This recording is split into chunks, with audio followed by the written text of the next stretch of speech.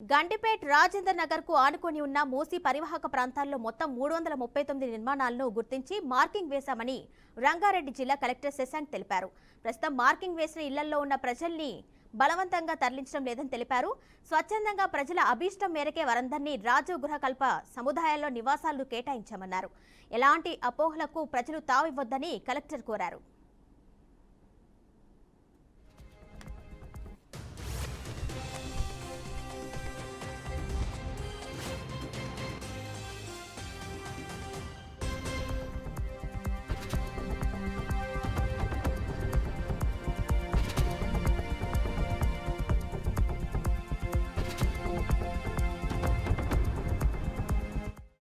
సాగర్ నుంచి బాపుఘాట్ వరకు 11.7 కిలోమీటర్లు వస్తుంది.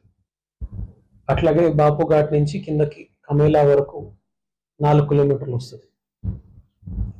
అట్లాగే ఇక్కడ హిమాయత్ సాగర్ నుంచి బాపుఘాట్కి 9 కిలోమీటర్లు వస్తుంది. సో ఈ స్ట్రెచ్ అన్నది మనకు రంగారెడ్డి జిల్లాలో వస్తుంది. కాబట్టి మీ ద్వారా మళ్ళొకసారి కోరేది, ఎవరు కూడా అనవసరమైన అపోహలకి వీటిని నమ్మాల్సిన అవసరం లేదు.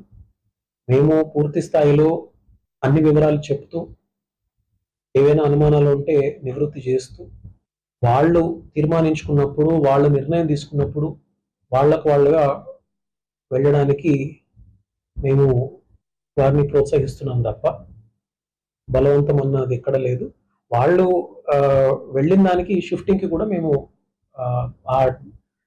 ఆ షిఫ్టింగ్ అయ్యే ఖర్చులు కూడా ఏర్పాటు చేస్తున్నాం. మనము ఒకవేళ పొరపాటున వాళ్ళు ఏర్పాటు చేసుకుంటారో లేదు అని చెప్పేసి బండి పెట్టినా, అది ఇంకో రకమైన బలవంతంగా చూసే అవకాశం ఉంటుందేమో అని చెప్పేసి అట్లా కూడా వద్దని చెప్తున్నాం. ఉస్మాన్ సాగర్ నుంచి బాపుఘాట్ వరకు 11.7 కిలోమీటర్లు వస్తుంది. అట్లాగే బాపుఘాట్ నుంచి కిందకి కమేలా వరకు 4 కిలోమీటర్లు.